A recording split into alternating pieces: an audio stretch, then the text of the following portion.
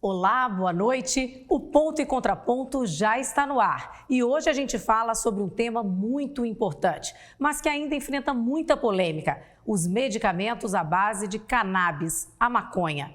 Alvo de preconceito, a planta tem sido usada com sucesso no tratamento de diversas doenças. No fim do ano passado, a Assembleia Legislativa de Alagoas aprovou o acesso universal para uso medicinal da maconha, o que abre uma série de possibilidades para os pacientes aqui no estado. Para falar a respeito da legislação e da expansão desse tratamento, eu recebo aqui no estúdio o advogado Lucas Sobral, fundador do Instituto de Ciências Canabinoides de Alagoas. Boa noite, Lucas. Muito obrigada por aceitar o nosso convite.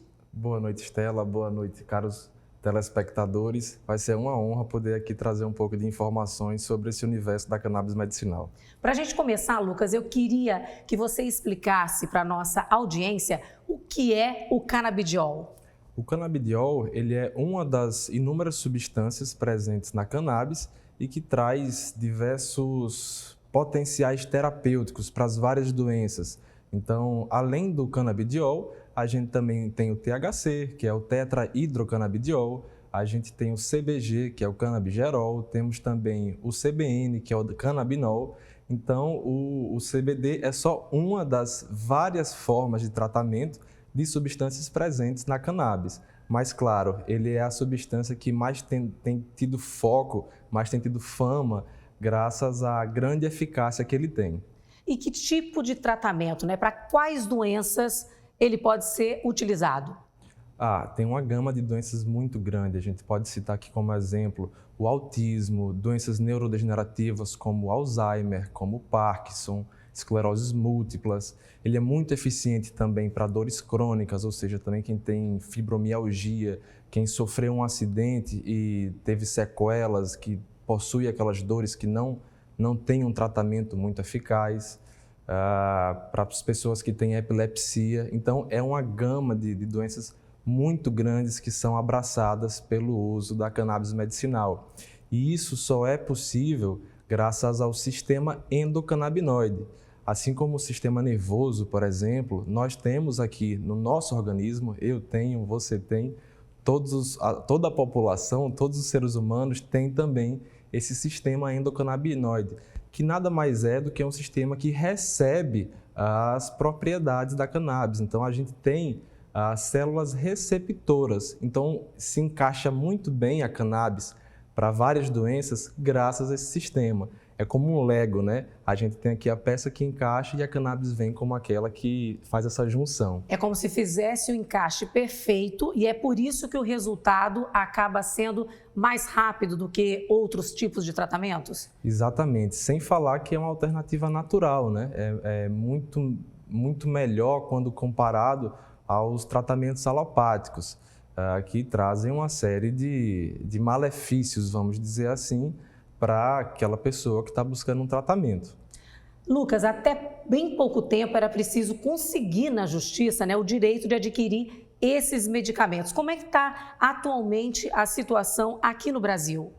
A gente passa por um processo de transformação, até mesmo pelo tabu que havia em torno dessa matéria, né? Até pouco tempo atrás as pessoas haviam muito preconceito e houve um processo de educação muito impulsionado pela luta de mães que precisavam dar um tratamento para os seus filhos. Então, elas foram até a justiça, principalmente para obter uma autorização para cultivar na sua própria residência ali a cannabis e extrair dela a sua propriedade medicinal. E houve esse avanço na pauta, principalmente por meio do Poder Judiciário.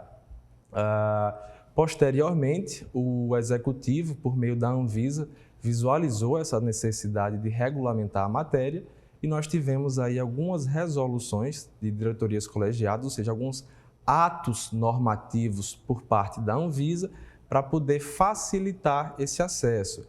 Então, em 2019, a gente teve a possibilidade de produção de medicamentos à base de cannabis já aqui no Brasil.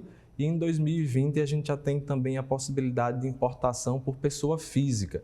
Então esse acesso foi um pouco mais facilitado.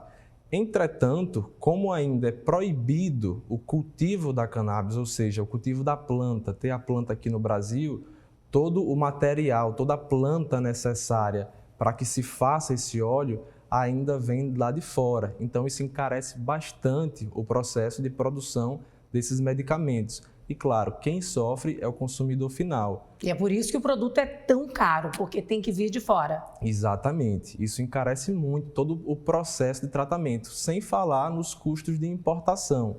Então, hoje, quem tem condições de bancar, de arcar com um tratamento à base de cannabis, infelizmente, ainda é a população que tem um poder aquisitivo mais elevado.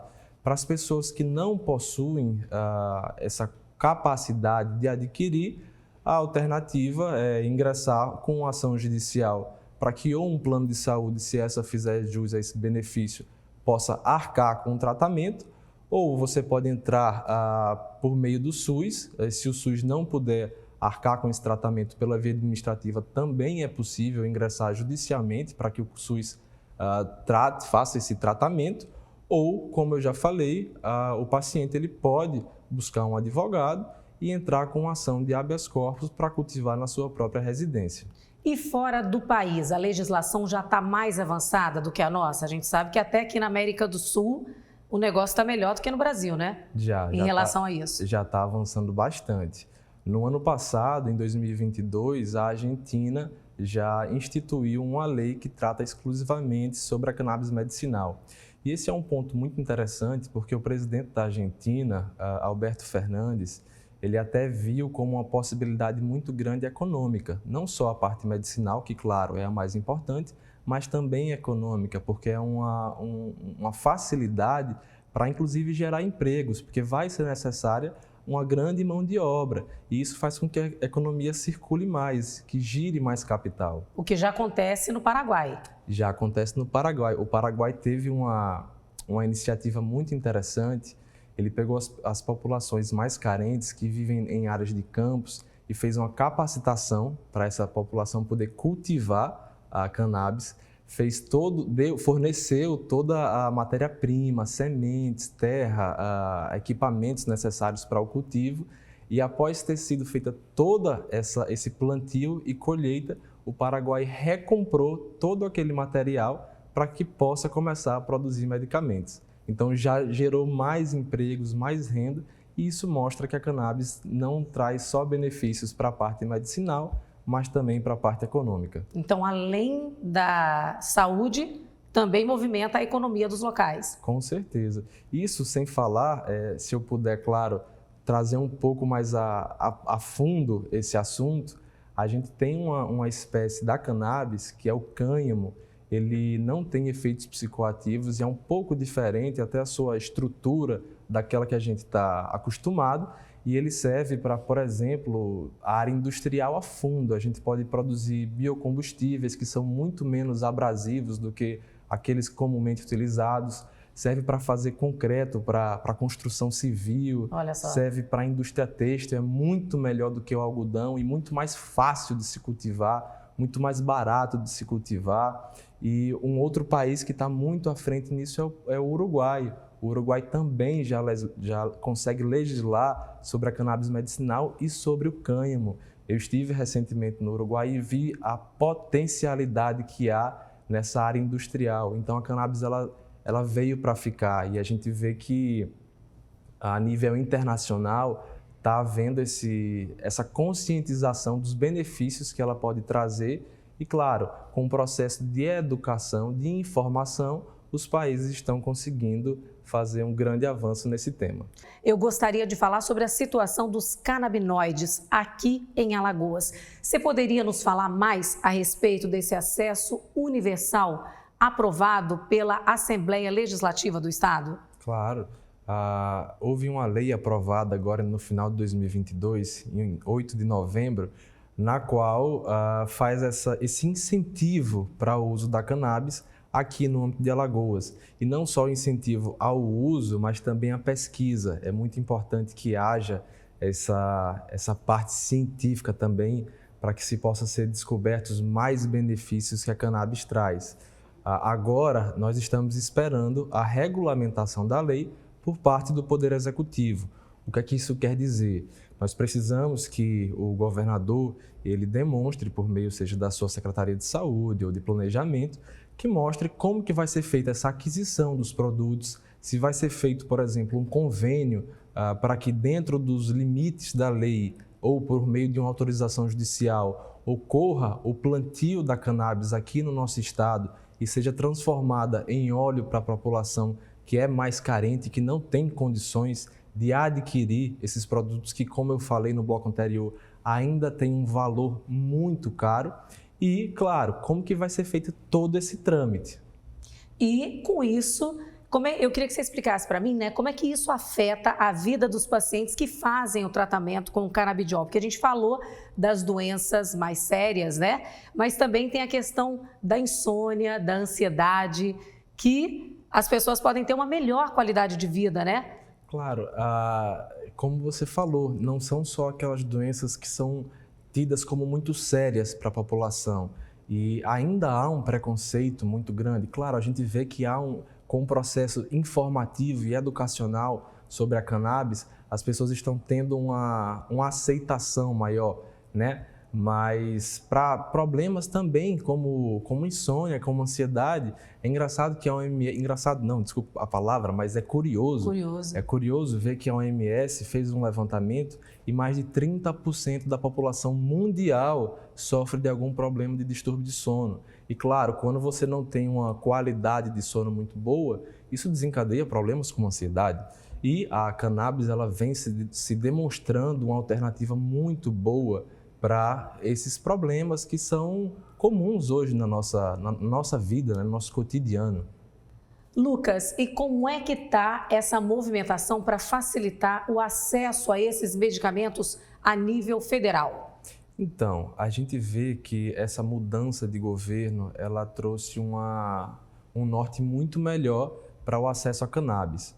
Há um projeto de lei, o projeto de lei 399, que está desde 2015 no Congresso Nacional, que traz justamente essa regulamentação da cannabis medicinal. E o deputado que inseriu essa lei no Congresso, ele assume agora o Ministério do Desenvolvimento Agrário, é o ministro Paulo Teixeira. Então, há uma facilitação, uma vez que ele já está lá dentro do jogo político, né? E é muito importante também a gente salientar que o vice-presidente Geraldo Alckmin, após o resultado das eleições, já se manifestou quanto à regulamentação dessa pauta nesse governo. Então, acredito eu que a gente vai ter um grande avanço nessa legislação já nos próximos anos. O que vai ser bom para todo mundo, né? Para não ter que só recorrer à justiça para poder conseguir o acesso ao medicamento. Claro, com a regulamentação, a gente, como eu falei no bloco anterior, consegue não só fornecer à população esses medicamentos a um custo muito menor, e é também possível girar a economia do país. A gente pode fazer uma geração de empregos através da cannabis. Você acha que é possível produzir, né, a cannabis no Brasil, assim como já tem sido feito em outros países? Com certeza. E tá aí, é um ponto muito importante para a gente esclarecer. E que acaba sendo polêmico, né? Porque quando a gente fala da cannabis, da planta, da maconha... Com certeza. Mas programas como esse daqui fazem um papel muito importante para educar, para levar informação. E cada vez que a gente discute mais esse tema, que a gente leva os benefícios, que a gente mostra para a população como que a cannabis pode melhorar não só a qualidade de vida da população, mas também gerar empregos, gerar renda. Então, há uma aceitação muito maior por parte da cannabis. E olha que coisa interessante.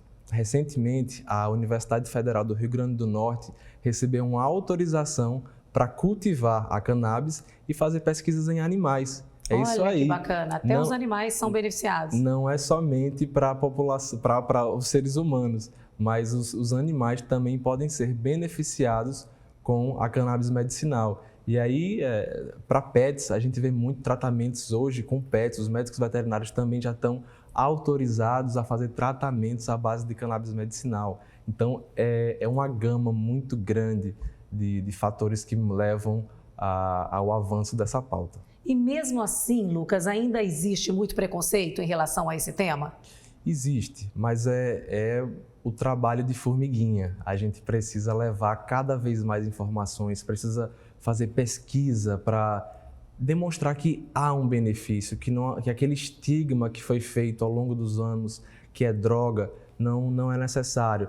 Claro, o uso adulto, o uso recreativo, fumado, vamos dizer assim, não é legal. Nenhuma utilização que você vai colocar uma fumaça dentro do seu pulmão vai trazer um benefício. Então é necessário que haja essa conscientização da população para que haja o uso correto, né? A cannabis ela é uma planta e ela pode ser tida como uma ferramenta tanto para o bem quanto para o mal. O que a gente precisa fazer é a correta utilização dela. E é importante lembrar, né, para os nossos telespectadores que esse uso da medicação da planta é um olhinho, que é uma gotinha só, né, poucas gotas, que já fazem o resultado, né, que é tudo receitado pelo médico, né? Claro, para você ter acesso à cannabis hoje, é necessário que se passe por um profissional da saúde habilitado, que tenha essa experiência na prescrição da cannabis. E isso é um ponto muito importante para se debater, porque não é só produzir o óleo. O governo, e aí eu entro até aqui novamente na pauta da Assembleia Legislativa aqui de Alagoas, que trouxe essa lei de incentivo ao uso da cannabis, é necessário também que haja projetos de capacitação dos servidores do Sistema Único de Saúde para que esses tenham conhecimento de como que se prescreve a cannabis, como que se manuseia, como que se faz todo um tratamento. Porque, como eu disse, não é só ter o óleo, nós precisamos ter uma equipe multidisciplinar, precisa ter profissionais que saibam como utilizar corretamente a cannabis. Uma reciclagem, né, para poder ajudar ainda mais a população. Com certeza, a gente precisa ter todo esse trabalho educativo. E o próximo passo é ampliar as pesquisas para produzir esses medicamentos aqui no país? Com toda certeza. A pesquisa ela deve sempre ser incentivada. É através da pesquisa que a gente consegue avançar toda e qualquer pauta. Não sendo só a cannabis, mas a pesquisa ela é fundamental. Gente, eu conversei com o advogado Lucas Sobral, que é fundador do Instituto de Ciências Canabinoides de Alagoas. Doutor Lucas, muito obrigada pela sua presença e esses esclarecimentos. Eu que agradeço, Estela, por essa oportunidade de levar conhecimento para a população. Porque, como eu disse, só assim a gente faz essa transformação da conscientização da cabeça das pessoas. Muito obrigado, pessoal, por estar aqui. Hoje eu aprendi muito sobre esse assunto e tenho certeza que os nossos telespectadores também. Gente, o Ponto e Contraponto fica por aqui. Para rever esta e outras edições, você já sabe, é só acessar o nosso canal no YouTube, TV Ponta Verde SBT. Tenham todos uma ótima noite e até a semana que vem. Tchau, tchau.